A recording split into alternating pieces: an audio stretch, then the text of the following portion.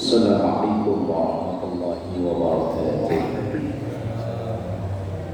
Bismillahirrahmanirrahim. Wassalatu wassalamu ala Rasulillah Sayyidina wa Maulana Muhammad bin Abdillah wa ala alihi wa ashabihi wa man tabi'a rushdan amma ba'da. Ila hadratin Nabi Mustafa Muhammadin sallallahu alaihi wasallam wa ala alihi wa ashabihi wa azwajihi wa dzurriyyatihi wa ahli baitihi al-kiram wa jami'i ummatihi minal muslimina wal muslimat wal mu'minina wal mu'minat ayyama kanu. Khususan mu'allif hadal kitab Syekh Muhammad Harun bin Umar al-Jawi, Syekh Shihabuddin Ahmad bin Hajar al-Asqalani bi barakatil Fatihah. A'udzu billahi minasy syaithanir rajim. Bismillahirrahmanirrahim. Alhamdulillahi rabbil alamin arrahmanir rahim maliki yaumiddin. Iyyaka na'budu wa iyyaka nasta'in ihdinas siratal mustaqim siratal ladzina an'amta 'alaihim ghairil maghdubi 'alaihim waladdallin. Amin. Bismillahirrahmanirrahim. Wal maqalatus saniyatu wal khamsun. Ya. Benar kan? Bismillahirrahmanirrahim. Wal maqalatus saniyatu wal khamsun, dan maqalah yang ke-52. Qala, berkatalah Aidunnun al-Misri, masih orang yang sama dengan maqalah-maqalah yang kemarin, yakni Dunnun al-Misri. Itu nama panggilan. Nama aslinya Sauban bin Ibrahim. Al-arifu billahi ta'ala. Al-arifu orang yang arif, orang yang kenal, orang yang bermakrifat billahi ta'ala, kepada Allah ta'ala. Waffa, maka ia akan menepati, ai bi'ahdin, dengan janji, alladzi ta'ala, janji kepada Allah ta'ala, bi'an adda, yaitu dengan menjalani awamirallahi ta'ala, dengan perintah-perintah Allah ta'ala. Di antara ciri orang yang bermakrifat itu adalah orang-orang yang selalu menjalani perintah Allah. Ada orang ngakunya kelas makrifat tapi bilangnya kok, wah saya sholat mau udah gak penting, yang penting saya udah ingat Allah. Sholat saya mah gak kayak orang-orang sholatnya di musola dekat rumah, saya sholatnya di Mekah. Padahal pas lagi sholat main gitar-gitaran, kemudian enggak sholat, saya mah udah tingkat makrifat, sholat saya di Mekah. Oh, bukan itu. Al-arif billah, orang yang kelas makrifat itu ya orang yang tetap ada awamirallahi ta'ala, yaitu menjalani perintah-perintah Allah. Wa qalbuhu, dan hatinya zakiyun, hatinya cerdas. Aisariun, artinya cepat paham. Itu diantaranya orang yang kenal Allah itu dikaruniai kecerdasan.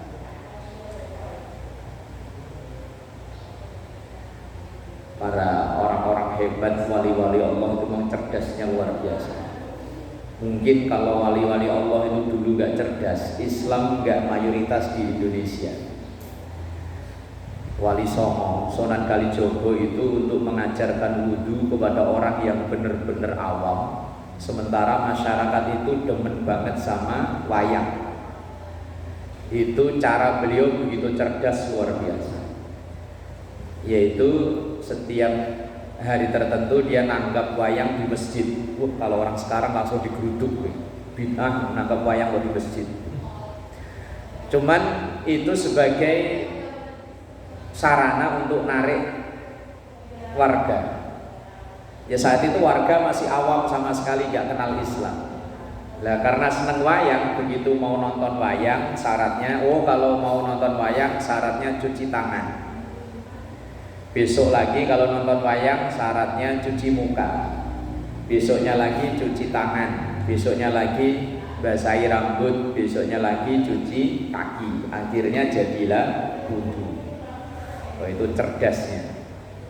Sunan Kudus saking cerdasnya itu menfatwakan, karena masyarakat Kudus saat itu mendewakan sapi, maka beliau menfatwakan kalau kurban jangan nyembelih sapi, nyembelih saja kebo. Wong sapi sama kebo yo enggak beda jauh. Nah, itu kecerdasan para orang-orang arifin.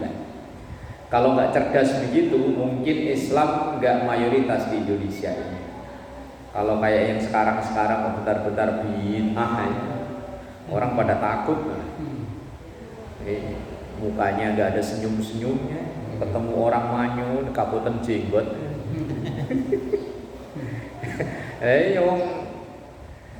Rasulullah itu kalau di Barzanji itu marra'a wajhaka ya Sa'd ya karimal walidaini.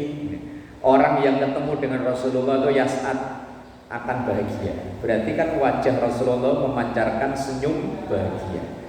Lo katanya ngaku dakwah hadis, dakwah sunnah kok wajahnya merengut, kabutan jenggot. Untuk senyum jadi abot. Bismillahirrahmanirrahim. Wa amaluhu lillahi ta'ala zakiyun. Dan amalnya lillahi ta'ala. Pokoknya kita itu dari kecil udah diajari, apapun yang kita kerjakan itu niatnya lillahi ta'ala. Diajari bacaan niat nih. Mau wudu sholli nawaitu wudu'a li rafil hadasil asghari fardhan lillahi ta'ala. Kita mau sholat diajarin bacaan niat sholli fardhus subhi raka'ataini, ujung-ujungnya lillahi ta'ala. Bayar zakat nawaitu an ukhrija zakatal fitri an nafsi fardhan lillahi ta'ala. Lah kadang kita itu ibadahnya naik turun itu karena kadang ada niat lain selain Allah. Misalnya waktu hari pertama Ramadan traweh, sampai ujung-ujung jalan penuh. Lah kemudian hari kedua masih berangkat, hari ketiga berangkat, keempat udah mulai enggak, 5 udah enggak. Ya karena mungkin berangkatnya itu bukan lillahi ta'ala tapi lil enggak enak. Wah gak enak hari pertama masa gak terawih lah, orang-orang pada terawih. Begitu hari kedua mulai ada tetangganya yang gak berangkat, rasa gak enaknya udah mulai hilang. Begitu rasa gak enak udah hilang, ya udah gak berangkat juga. Wong berangkat terawihnya karena lil gak enak, bukan lillahi ta'ala. Sama kayak orang misalnya rajin duha supaya rezekinya lancar, malah dilala sama Allah diuji makin seret, makin duha dijalani lah kok malah makin seret. Lo karena duhanya itu untuk dapat rezeki, begitu kok malah rezekinya seret, ya mungkin duhanya berhenti. Ya makanya ya jalaninya itu lillahi ta'ala. Masalah rezeki itu bonus.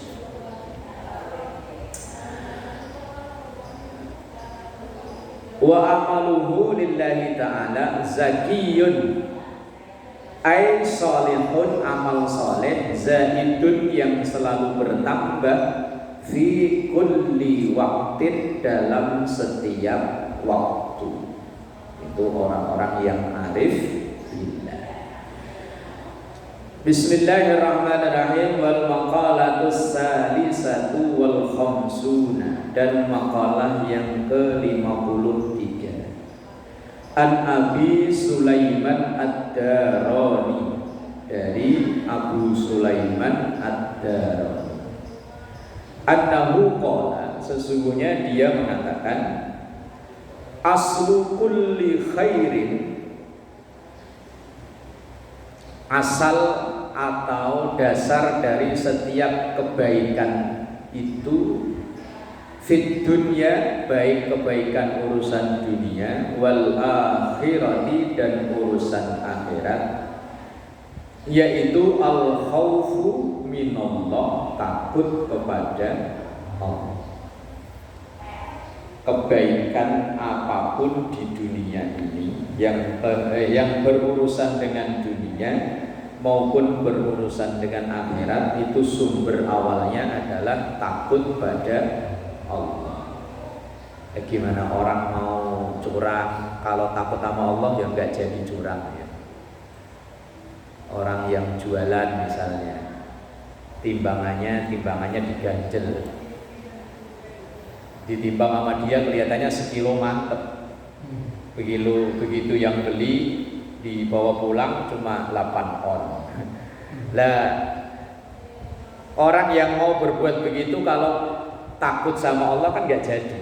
Oh iya, kalau pas saya nyurangi timbangan terus kemudian mati, waduh, su'ul khotimah. Yang jualan literannya digetok. Yang jualan salak yang gede cuman yang di atas doang.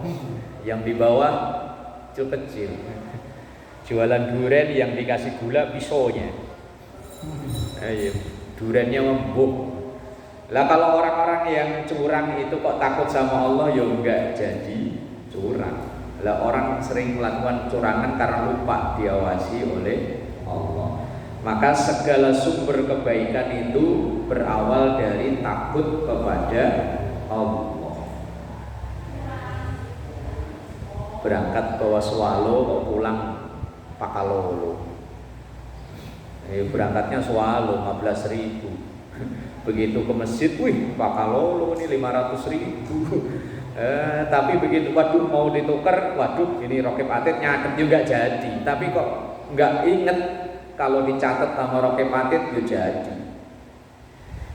Maka ini Imam Sulaiman Ad-Darani mengatakan segala sumber kebaikan dunia dan akhirat itu adalah takut kepada Allah. Kalau hadisnya ittaqillaha haitsuma kunta. Takutlah pada Allah, takutlah kepada Allah dimanapun berada. Kadang kita ini kan takutnya kalau pas di masjid, pas di musola kayaknya takut banget sama Allah. Begitu keluar kayak nuker sendal gitu. Fa innal khaufa, maka sesungguhnya rasa takut minallahi ta'ala kepada Allah ta'ala, muhawwilus sahifati, bisa memindahkan lembaran amal, lembaran catatan amal. Fayaj'aluha fil yamini, dan menjadikannya di kanan. Ba'da in hawat ila shimali, sesudah keberadaan di sebelah kiri. Orang kalau asalnya dia awalnya mau berbuat curang, berarti kan catatan amalnya di kiri. Tapi begitu pas ia mau melakukan kecurangan kok inget, waduh ini dicatat sama malaikat Allah, ya enggak jadi. Lah kalau orang melakukan kejahatan kok enggak jadi, berarti yo melakukan kebaikan. Berarti catatan amal yang harusnya di kiri karena ia takut pada Allah berubah ke kanan, alias kebaik. Falil abdi, maka bagi seorang hamba fi hali salamatihi minal maradi, dalam kondisi selamatnya minal maradi, dari penyakit atau dari sakit, ayyakuna khaifan, hendaknya ia menjadi takut, rojian, dan berharap. Orang kayak kita sekarang ini yang diberikan sehat, hendaknya sehat ini kita ini menjadi penyebab kita takut pada Allah. Takut, iya ya, saya sehat sekarang, kalau Allah mau dalam jangka hitungan menit kita menjadi sakit. Orang yang seger buger tahu-tahu pulang dari masjid serimpet sendal awalnya, jatuh, begitu jatuh ada ya penyakitnya. Nah, kita kalau lagi sehat, hendaknya kita ingat bahwa Allah secepat kilat bisa merubah kesehatan menjadi penyakit. liyazjirahul khauf minal ma'asi, supaya mencegah rasa takut itu minal ma'asi, dari kemaksiatan.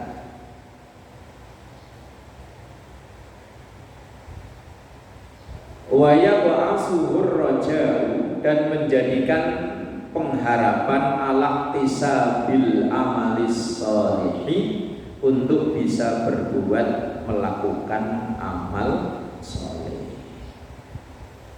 Ketika sehat ada rasa takut kepada Allah, yang itu menyebabkan kita jauh atau menjauhi maksiat, sehingga berubah menjadi pengen berbuat kebaikan. Koma, situ ada tanda koma. Wa ibadatur raji, dan ibadahnya orang yang berharap. Afdolun, itu lebih baik, li ghalabati mahabbatillahi ta'ala, untuk memperoleh cinta Allah fihi, di dalam raji, dalam harapan itu, fauqal khaifi, dibanding dengan orang yang takut. Dalam kita ibadah itu kan ada rojak, ada khauf. Rojaknya itu ya as'alukal jannah, itu rojak. Kemudian khaufnya itu wa na'udzu bika min sakhatika wan nar. Rojak itu ngarep, kalau khauf itu khawatir. Kalau bahasa orang anak sekarang, harap-harap cemas. Harap-harapnya kita masuk surga, cemasnya masuk neraka. Ya kan, dua itu ya. Namanya harap, rojak dan khauf. Bahasa gampangnya harap-harap cemas. Harap-harap kita Rabbana atina fid dunya hasanah wa fil akhirati hasanah. Cemas kita wa qina adzabannar. Lah ibadahnya orang yang ketika berharap itu lebih baik daripada orang yang cemas, orang yang takut. Maka doa kita itu yang banyak kita jumpai, apalagi yang di bulan Ramadan ini kan, Allahumma innaka afuwun karim tuhibbul afwa wa'fu anna, as'alukal jannata wa na'udzu bika min sakhatika wan nar. Di menjelang tanggal 21 ini, wirid yang terbaik yang kita baca, Allahumma innaka afuwun. Kalau dalam redaksi lain ya ada tambahan, Allahumma innaka afuwun karim tuhibbul afwa wa'fu anni, kalau dibaca sendirian.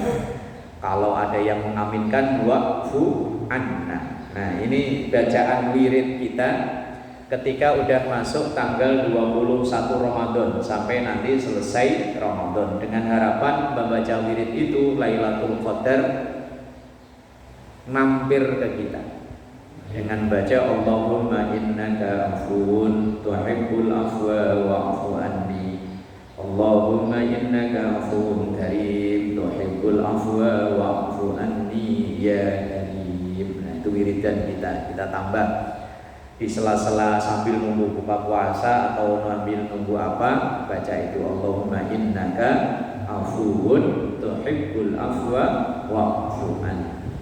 Itu doa yang dibaca untuk mengharap datangnya Lailatul Qadar. Nah, tadi ibadahnya orang yang berharap itu lebih baik daripada ibadahnya orang yang takut.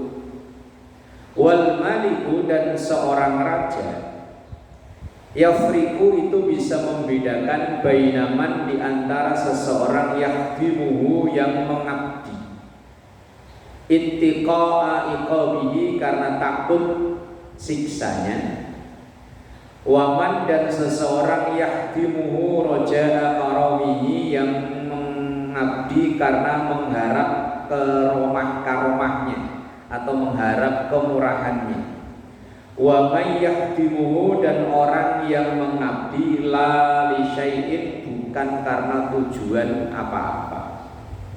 Maksudnya begini, wal maliku, dan raja, Allah itu kan raja di raja, malikul haq, malikul mulk, raja di raja.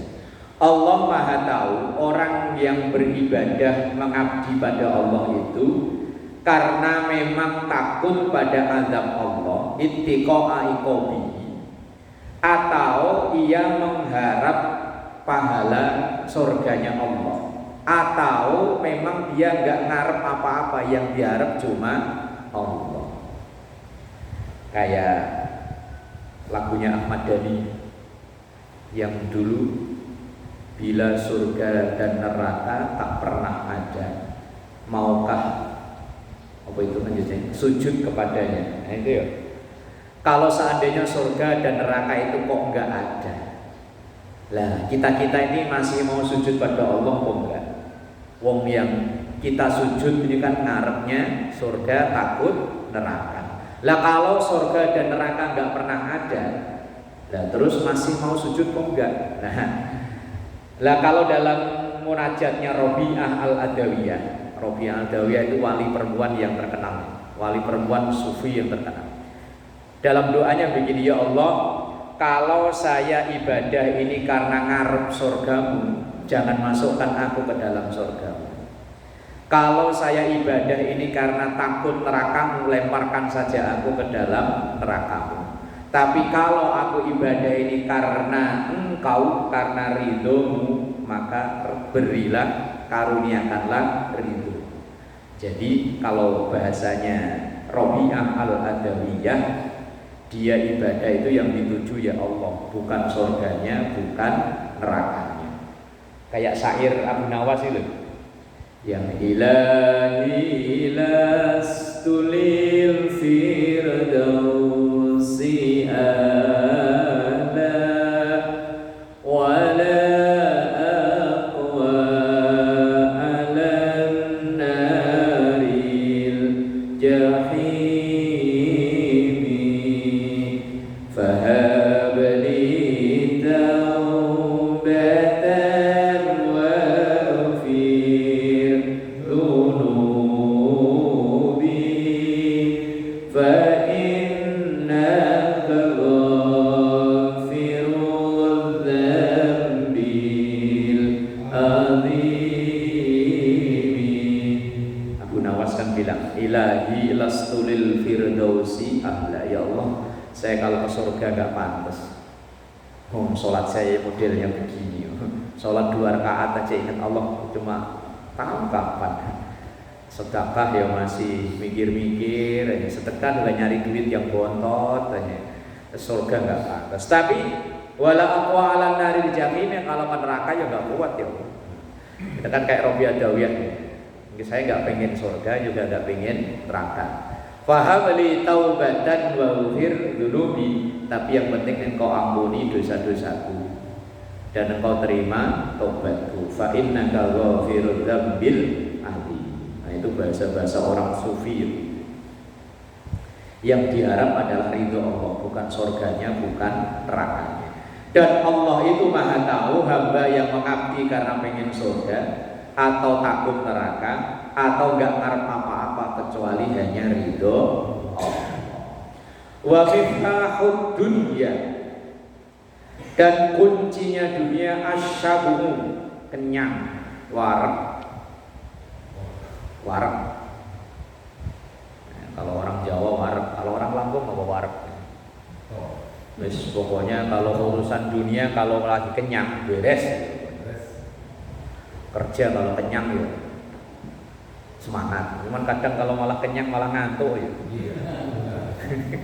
Habis makan siang ya warung tutup ya jam 3 ya iya. Ayo, habis makan malah ngantuk. Warung tutup dulu istirahat sampai jam 3. Wa miftahud dunya, dan kuncinya urusan dunia itu asyabumu, kenyang. Macam-macam urusan keduniaan itu yang diuber ya perut kenyang. Bila-bilain datang dari Banyumas ke sini ngapain ya? Ayo, dari Lampung ke sini ngapain? Ayo, kan tujuannya cuma satu itu kan aslinya ya. Nyari isinya perut. Ya lebihannya bisa buat beli rumah, lebihannya buat beli mobil, buat beli kendaraan, tapi kan intinya nyari makan ya. Oh iya, urusan dunia sih itu jauh-jauh dari Jombang ya itu ya Mbak ya. Yang dari Lebak ya sama. Ya tujuannya ya nyari itu, ntar lebihannya buat bayar sekolah anak. Tapi intinya kan buat makan dulu kan ya. Ya kendaraan dijual ya gara-gara untuk ngisi weteng. Kalau dulu ada terkenal katanya pasukan berani mati tapi nggak berani lapar. Mati berani tapi lapar nggak berani. Dan copet itu kan berani mati ya.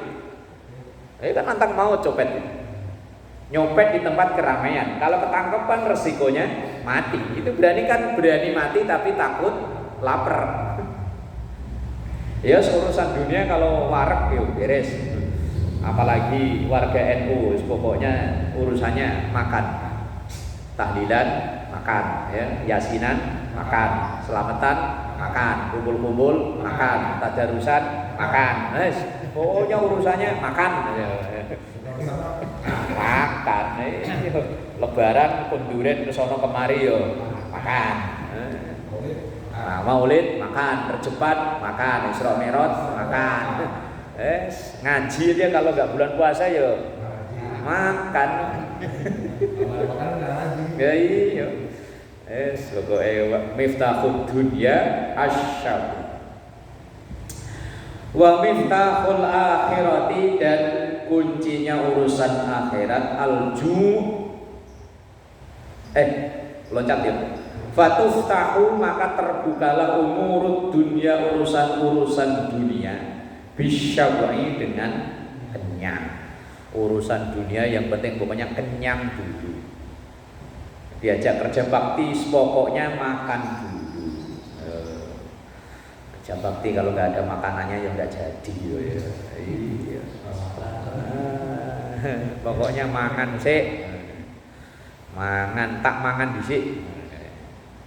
Mangan. Wa miftahul akhirati, dan kunci urusan akhirat al-ju', itu lapar. Ya, kita puasa. Lapar ya. Lapar 12 jam, 14 jam kita orang Indonesia ini enggak makan.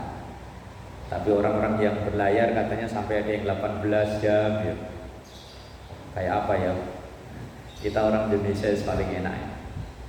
Seimbang antara siang dan malam. Fatuftahu umurul akhirati bilju', dan terbukalah urusan akhirat itu bilju'i, dengan lapar. Di lagunya Opik, Tombo Hati kan ya. Tombo hati itu obat hati, kalau Indonesianya gitu ya. Obat hati yang ada 5 perkaranya. Yang pertama baca Quran dan maknanya. Yang kedua sholat malam. Yang ketiga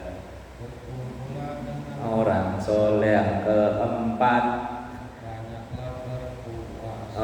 perbanyak berpuasa. Kalau bahasa Jawanya kan tombo ati iku ono 5 perkara. Pak Haji nggak ngerti Pak Haji ya. Kaping pisan maca Quran lan maknane, kapindhone salat wengi lakonono, kaping telu wong kang saleh kumpulono, kaping papat kudu weten ingkang luwe. Nomor 4, seringlah perut lapar. Obat hati. Ya, kalau kita perut lapar malah pusing. Nggak bisa mikir.